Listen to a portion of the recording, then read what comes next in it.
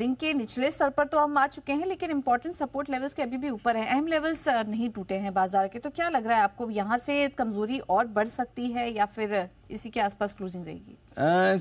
थोड़ा सा कहना मुश्किल है क्योंकि लेकिन अभी तक जो संकेत है उसके हिसाब से 24,800 मजबूत सपोर्ट का काम करेगा, जिस तरह से पुट ऑप्शंस में पोजीशंस बनी है, और ऊपर में 25,000 को पार करना मुश्किल होगा। तो ये 200 पॉइंट की रेंज दिख रही है, इस रेंज के निचले सिरे के आसपास है।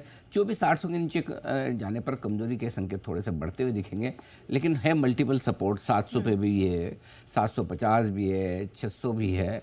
सो सपोर्ट तो बहुत सारे हैं। सो इतने सारे सपोर्ट होने की वजह से पूजा एक फ़ायदा ये है कि आप एकदम ऐसा ढह नहीं जाएंगे, गिर नहीं जाएंगे, मतलब ऐसा लुढ़क नहीं जाएंगे। गिरेंगे तो भी वो क्या ग्राइंडिंग मार्केट है ना, धीरे धीरे पूरा तेल निकाल देता है आपका, और बढ़ने में भी जोर आए, घटने में भी जोर आए, ये वैसा वाला मार्केट है। जो उतार चढ़ाव दिख रहा है उसकी वजह साफ है कि जो कुछ भी ट्रम्प साहब G7 की मीटिंग छोड़ के वापस निकल गए, लोगों को लग रहा है कि कुछ अमेरिका कुछ बड़ा करने की तैयारी में है।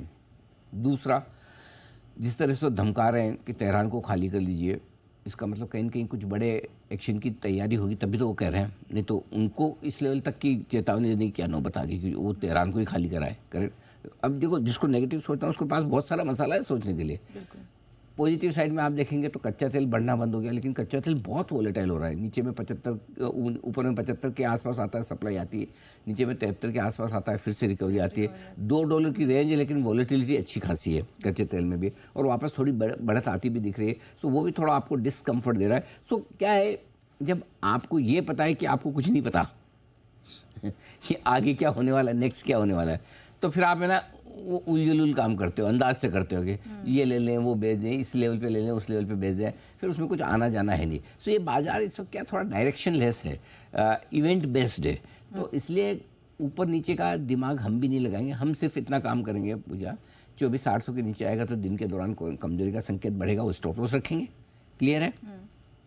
ऊपर में 25,000 है तो 24,950, 25,000 अगर गलती से आ जाए, थैंक यू वेरी मच।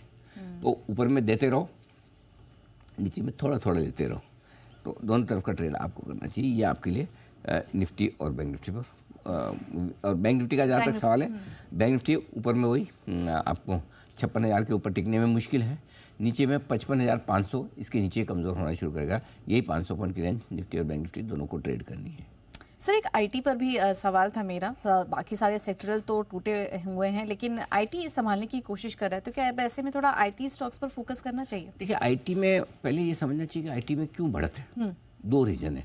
अगर सिर्फ आप स्टॉक्स के लिहाज से देखें तो आईटी के वैल्यूएशन ठीक है, गिरे हुए पीटे हुए आईटी स्टॉक तो महंगे नहीं है, लेकिन सिर्फ कोई चीज़ सस्ती होने से तो नहीं बढ़ जाती।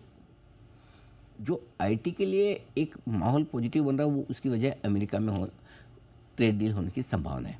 क्योंकि अल्टीमेटली ट्रेड डील होगी। जो अब इनका कैसा होता है कि ये सीजनल काम है, ये ट्रेड डील पे एकदम से आगे बढ़ते हैं, फिर ठंडे हुए, बीच में ऐसा हल्ला हुआ, ओहो चीन के साथ हो रहा है, और वो चीन अभी किधर गया, पीछे बात ही नहीं करें 4 दिन से। पहले एक बार ऐसा होगा, हमारी डील आज होने वाली, कल होने वाली, ऐसे हो गया था।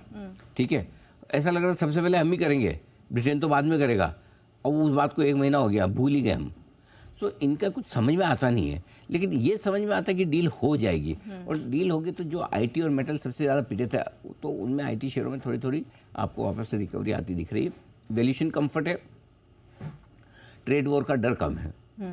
इसी वजह से ये कुछ रीज़न है जिसकी वजह से हम आईटी में तेज़ी देख रहे हैं सर।